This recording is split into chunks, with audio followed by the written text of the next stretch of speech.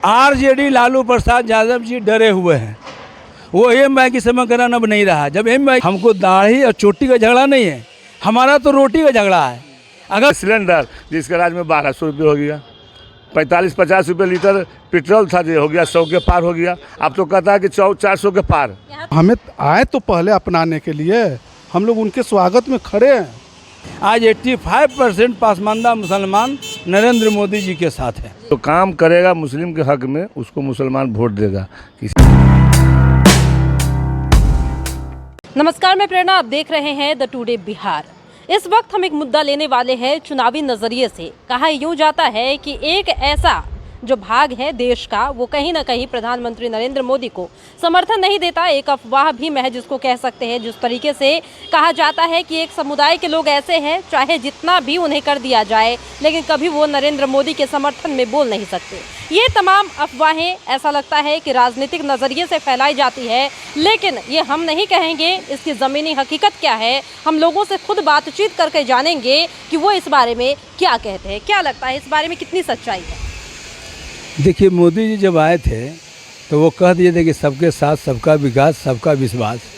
विश्वास के साथ वो हमारे कमेटी में आए थे और वो कहे थे कि आप लोग के लिए बाला किस्म आयोग बनाएंगे, जिसमें पसमानदा मुसलमान वो कहते आए। अगर उसके दिल में अगर कुछ नहीं है, अगर साफ है मनसा, तो पसमानदा मुसलमान को एससी एक्ट में शामिल कर दिया जाए। आज 85% पसमानदा मुसलमान नरेंद्र मोदी जी के साथ है। अगर इस पे उनका मनसा कुछ क्लियर है तो भाई ये तो बेईमानी वाला बात कह देगा कि जुमला है। और रही सवाल कि ये जो लोकसभा हम लोग का है, ये एक बहुत बड़े हस्तियों का ये लोकसभा है। इसके पहले स्टार प्रचारक थे शत्रुघ्न सिन्हा जी, हम लोग से कभी मुलाकात नहीं हुई।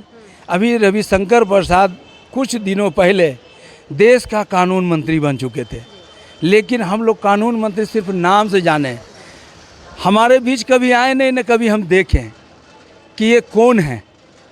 ये भी बहुत अफसोस की बात है कि ये कमेटी के साथ लेके चलने के मतलब तो अच्छी बात थी, लेकिन इसके दुरुपयोग करना, ये आज़ाद भारत में हम लोग के साथ बहुत बड़ा ये दुख की बात है कि हम लोग के साथ वो नहीं है। हम लोग चाहते हैं कि साथ चलें, लेकिन मनसा उनका साथ होना चाहिए, साफ होना चाहिए, तब हम लोग उनके साथ रहेंगे। अच्छा, ये बताइए कि जिस तरह से कम्युनल चीज़ें जो है महज अफवाह के तौर पर हो या जैसे भी हो, जैसे जैसे चुनावी दौर नज़दीक आता है, तरह तरह की बातें की जाती है। अभी धारा 370 की बात हुई, 3 तलाक वाले मुद्दे पर बात हुई, बहुत सारे मुद्दों को जोड़ा गया और ये कहा गया कि कुछ ऐसे वर्ग है, एक समुदाय के लोग हैं जो इसको समर्थन नहीं देंगे, नरेंद्र मोदी सरकार कितना भी काम कर दे। क्या लगता है? ना, ऐसे बात तो है नहीं, ऐसी बात नहीं। जो काम करेगा मुस्लिम के हक में, उसको मुसलमान वोट देगा। किसी का अथी नहीं है कि वोट जिसको चाहे जिसको दे देगा। जो काम करेगा मुस्लिम के हित में बोलेगा, मुस्लिम के जैसे कि अच्छाई के बारे में सोचेगा, जैसे बोला ना मुश्ताक साहब, पसमानदा मुसलमान को होना चाहिए, हक मिलना चाहिए, और उसको हक हकूक मिलेगा, आपका साथ रहेगा, उसमें कोई मत नहीं है। वोट तो देना है, चाहे आपको दें चाहे किसी को, तो वोट तो देना है। वोट ये कहीं ना कहीं किसी के हक की लड़ाई है। अगर पसमानदा मुसलमान की बात जब हुई थी, नरेंद्र मोदी खुद इसके लिए पहल किए थे। उन्होंने ये भी कहा था कि ये दबे कुचले लोग हैं और इन्हें जिस तरीके से दबाया जाता है पूरे देश में, पसमानदा मुसलमानों के लिए काम होने की ज़रूरत है। जी जी, क्या लगता है? ये जब हमारे जब प्रधानमंत्री ही ऑलरेडी इनके जिक्र कर दिए, तो हम लोग भी उनके साथ पूरे खुलकर उनके साथ में हम लोग हैं। वो हमें आए तो पहले अपनाने के लिए, हम लोग उनके स्वागत में खड़े हैं, बस इंतज़ार है उनका। अच्छा, एक एजेंडा लेकर चला जा रहा है, जैसे राम मंदिर अभी बनाया गया, तो उसमें भी ये कहा गया कि राम मंदिर जो है सनातन धर्म का फतह कराने का एक तरीका है। फिर उस पर एक उसको राजनीतिक तौर से घुमा करके बातें कह दी गई। आप समझ रहे हैं हम क्या कहना चाह रहे हैं? क्या लगता है इस बारे में, क्या लगता है? देखिए, आज़ादी के पहला बार ऐसा प्रधानमंत्री मिला जो मजबूत प्रधानमंत्री है, लेकिन ये प्रधानमंत्री एक जगह ये मिस कर रहे हैं कि ये धर्म के आधार पे जो चल रहे हैं, ये नहीं होना चाहिए। हमको दाढ़ी और चोटी का झगड़ा नहीं है, हमारा तो रोटी का झगड़ा है। अगर रोटी में वो आते हैं तो हम उनके गले लगाने के लिए तैयार हैं। ये दाढ़ी चोटी, धर्म, हिंदू मुसलमान, पाकिस्तान, 370 NRP ये जो कर रहे हैं, ये सब फालतू की बात है। वो जो मुद्दे की बात है, हम लोग को SC एक्ट में खाली शामिल कर ले, हम लोग साथ हैं। अगर वो आज कर दे कल 85% मुसलमान नरेंद्र मोदी के साथ एक मंच पर नहीं ला दिए तो हम लोग बेकार हैं। लेकिन मंशा साफ होना चाहिए। जैसे अभी आपने बोला कि ये लड़ाई जो है दाढ़ी या चोटी की नहीं रोटी की लड़ाई रोटी है। की लड़ाई। लेकिन एक बात बताइए, यहीं अगर हम बात करते हैं, कुछ ऐसे भी पार्टीज है जो कि ये कहते हैं कि हम माई समीकरण पर चल रहे हैं, वो साफ कहते हैं, खुलकर आते हैं सामने, तो इस बारे में क्या? वो जुमला है। आरजेडी लालू प्रसाद यादव जी डरे हुए हैं। वो एम की समीकरण अब नहीं रहा। जब एम की समीकरण रहता तो पप्पू यादव के खिलाफ वो उतारता नहीं कैंडिडेट।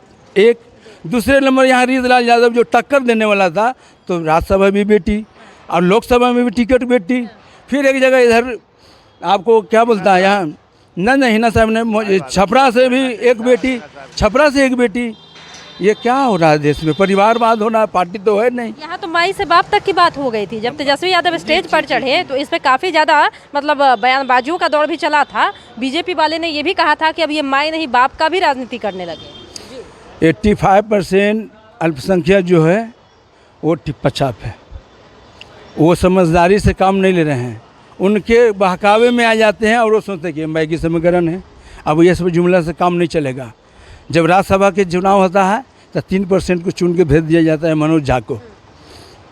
18% अल्पसंख्यक की उसकी कोई गिनती नहीं है, उसको दुरुपयोग किया जाता है। उसके बाद कहता है एम की समीकरण। यादव यहाँ बिहार में नहीं था, आप हरियाणा से ला करके तो खड़ा कर दिए रुपये के बदौलत। कहाँ आपका एम की समीकरण रहा? ये फालतू की बात है कि एम समीकरण हम नहीं मानते हैं। हमारा जो काम करेगा, जो मेरा बात करेगा, हम उसको वोट करेंगे, बस बात खत्म। अच्छा, इनके बात से आप सहमत है जो ये कह रहे हैं? एकदम 100% आदमी सहमत है। सच बात के लिए कहीं से पीछे नहीं होता आदमी। आप अच्छा काम करिए, अच्छा मेरे हित में भी सोचिए तो आपको स्वागत है। जाति से कोई बहस नहीं है बाबू। बहस इस बात है कि मेरे बारे में भी आप सोचिए। जब आपके बारे में हम सोचे कि आप मेरे देश के प्रधानमंत्री हैं, आप मेरे बारे में ज़रा सा भी ना सोचिए कि दबे कुचले लोग हैं और कुचलिए धर्म के नाम पर या और किसी जुमले के नाम पर, ये तो बेकार हो जाता है। ऐसा लगता है कि रमज़ान का महीना जो है सौहार्द का त्यौहार होता है। जिस तरह से सनातन धर्म में, हिंदू धर्म में होली एक त्यौहार मनाया जाता है, दिवाली है, इस तरह से इस धर्म के लिए भी जो है ये एक त्यौहार की तरह मनाया जाता है। लेकिन इस दरमियान भी राजनीतिक टिप्पणियाँ होने लग जाती है इस मुद्दे पर, इफ्तार पार्टी पर, रमज़ान पर। ये सब कितना गलत है, क्या लगता है? ये तो अपनी अपनी एक दिल की कुछ ऐसे हम लोग कार्य करते हैं जो पूरे समाज को एकत्रित कर बहुत से कुछ सीखने के लिए आज हम लोग किसी तरह का पार्टी फंक्शन वगैरह जो भी करते हैं तो हम लोग एक दूसरे से सीखते हैं। अपना पैसा लगाकर कुछ खिलाना ये कोई बहुत बड़ी ऑप्शन नहीं। हम एक दूसरे से सीखते हैं कि हम में कहीं गलतियां नहीं ना हो रही है, उसको सुधारने का हम लोग काम करते हैं। ऐसा नहीं है कि अवतार पार्टी में एक है दिल की सुकून मिलता है कि सारे मतलब फास्टिंग रखे हुए हैं, हो जाते हैं सारे होकर उसमें सारे लोग आते हैं। इससे एक बात ये भी होता है कि हम सब मिल करके एक हैं, मगर सब मिल करके हमारे बारे में भी तो सोचा जाए कि हम एक हैं कि खर्चा करके बेवकूफ़ बन रहे हैं। ये सोचने वाली बात है। हम देखिए, सबसे बड़ी बात है कि ये जो रमज़ानुल मुबारक महीना है ये महापवित्र पर्व है। जैसे आप लोग का छठ पर्व है, उसी ढंग से ये एक महीना का रोज़ा है। और ये रोज़ा में राजनीति जो होता है ये सरेआम गलत हो रहा है, ये नहीं होना चाहिए। ये रमज़ानुल मुबारक है, हम लोग का एक पैगाम दिया जाता है कि हमारे हिंदू कम्युनिटी के जो भाई है वो मेरा बड़ा भाई है और हम छोटा भाई हैं। एक भाईचारगी के लिए हम इफ्तार पार्टी करना चाहते हैं और एक संदेश देते हैं कि हम लोग एक हैं, कोई अनेक नहीं, कोई भेदभाव नहीं है।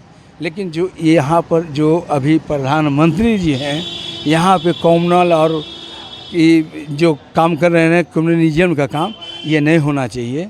ये होना चाहिए कि ये महीना का भी वो एक बार संदेश भी नहीं दिया अभी तक। ईद मुबारकबादें देंगे लगता है, ईद खत्म होने लगा तो कहेगा मुबारकबाद। अरे रमज़ान में गले से गले मिलके अभी आखिरी जुमा आ रहा है, ये महीना का लास्ट जुमा होगा जो रमज़ान का आखिरी जुमा, आखिरी नमाज होगा अलविदा जुमा, इसमें भी तो मुबारकबाद देते। लेकिन क्या लगता है ऊपर वाले जाने और उसका मन जाने, अगर साथ वो चलना चाहते हैं तो मुबारकबादें से शुरू कर दिया जाए। नरेंद्र मोदी सोचते हैं कि अगर हम मुसलमान को गले लगाएंगे तो हिंदू भाग जाएगा हमसे। समझे ना, ऐसा सोचते हैं, लेकिन ऐसा है नहीं, समझे ना। जो अच्छा काम करेगा, जो बेहतर काम करेगा, जो इंसानियत की काम करेगा, जो जैसे रोजी रोटी समस्या जो मेन मुद्दा है ना, पेट रोटी कपड़ा और मकान, ये सब मेन मुद्दा है। बच्चों 2 लाख नौकरी कहा था साल में देने के लिए पर नरेंद्र मोदी, लेकिन वो आज तक तो दिए नहीं 2 लाख नौकरी। एक तो खैर कह दिया था कि 15-15 लाख रुपया सब खाते में जाएगा, सब खाता खुला लिया। जिसको चलू नहीं आता है ना, वो चाहे बैंक में नंबर लगा के खाता खुला लिया, लेकिन आज तक तो 15 लाख आया नहीं। और जब कहा था कि महंगाई जो किया है कांग्रेस, उससे नीचा नहीं करके दिखाएंगे तो तुम हमको कह देना 5 साल के बाद हटा देना, और जो काला धन है वापस वो आपको चरणों में ला के दूंगा। लेकिन ये तो आओ चरणों में क्या लगे देगा, ये तो आओ लेके जैसे राज आया ना हुकूमत, वो आओ जाके ज़्यादा भागना शुरू कर दिया। खाता आप लोग खुलवाए कि नहीं? सुनिए पहले सुनिए, पहले जीरो खाता है, जीरो बैलेंस में खाता है, जीरो बैलेंस में खाता है। तो अब पैसा आएगा क्या? पैसा आया तो नहीं, आओ पैसा यहाँ से गायब हो गया, आओ गायब हो गया। और उसके बाद बड़े लोग का 50 करोड़ माफ़ कर दिया, किसी को 200 करोड़ माफ़ कर दिया। और गरीब किसान का जो बच्चा है, जिसको KCC 50,000 25,000 रुपया लिया, उसको आज 14 मतलब नोटिस जाता है कि भाई आप पैसा जमा कीजिए बैंक में, तो कुर्की जब्ती कर लेंगे। अब बोलिए, आप बड़े बड़े लोग के 1600 करोड़ माफ़, किसी को 200 करोड़ माफ़, किसी को 400 करोड़ माफ़। ये अच्छा बात नहीं है, मैसेज गलत जाता है मोदी जी के। मोदी जी अब विदेश घूमते, सब घूमते, देश मजबूत बना रहे हैं, ठीक है, बढ़िया बात है।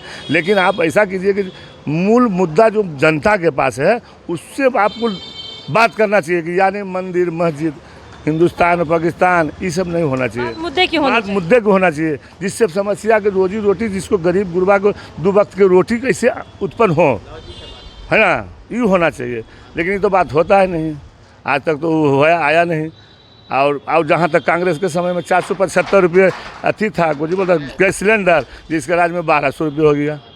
45-50 रुपये लीटर पेट्रोल था, जो हो गया 100 के पार हो गया। अब तो कहता है कि 400 के पार। यहाँ तो RJD वाले कहते हैं कि चावल आटा सब अब 400 पार जाएगा, लेकिन मोदी सरकार 400 पार नहीं जाएगी। नहीं, चावल आटा 400 पार मोदी जी कह रहे हैं कि देखिए, तेल 400 के पार हो जाएगा, डीजल 400 के पार तेल हो जाएगा, पेट्रोल 400 के पार हो जाएगा, आटा भी 400 के पार हो जाएगा। मोदी जी कहना कहिए ना कि अब की बार 400 के पार, अब वहाँ जहाँ किया ना सरकार में, तो 400 के पार लेना पड़ेगा आपको, सब समस्या समाधान हो जाएगा। हाँ, ऐसा सोच है, हाँ, ऐसा बात सही हकीकत है। जैसे इतना महंगाई मैंने ब्रेक लगी नहीं रहा। पहले के ज़माना में, कांग्रेस के ज़माना में हम लोग देखते थे कि बढ़िया लोग बोर्ड लगाता था कि ये रेट के सामान ऐसे होना चाहिए, ये रेट के सामान ऐसे होना चाहिए। लेकिन इसके राज्य में कोई चेकिंग फेकिंग नहीं है। और आज बिक रहा है 40 रुपये किलो चावल, तब बिहार ने कहा तो 65 रुपये किलो चावल कर देगा, कोई बोलने वाला नहीं है। इसके राज्य में बोर्ड कभी नहीं लगाया कि हाँ भाई इस रेट का ऐसे बिकना चाहिए। अच्छा, अंग्रेज़ के टाइम से लेके आज तक, अंग्रेज़ के टाइम भी देखे हम, तो आज तक ना सरकार टैक्स, खाने पीने खाद्य सामग्री पर टैक्स नहीं लगाया था, GST नहीं लगाया था। लेकिन इसने ना आटा पर GST, दाल पर GST, तेल पर GST, साबुन पर, सब खाने पीने का सामान पर GST लगा करके ये तो गरीब को मार दिया, गरीब को तो मार दिया। गरीब तो गरीब हो गया, अब बड़का तो बड़का हो गया। अडानी अंबानी अपना ऐश मौज कर रहा है, उसको बस पकड़ता है ना उस लोग CBID, तो सब चंदा देता है 200 करोड़ 300 करोड़ चंदा। देखिएगा कितना चंदा मिला है भाजपा के सरकार के, समझे ना। तो उसका चंदा में चल जाएगा, दूसरा कोई पार्टी जाएगा ना तो उसको जेल भेजेगा, सीधा डायरेक्ट जेल, कोई सुनवाई नहीं। चाहे वो झारखंड के मुख्यमंत्री शिबू सोरेन के बेटा हेमंत सोरेन, आए वो दिल्ली के अरविंद केजरीवाल, ये सब निर्दोष है सब, बेचारा सब।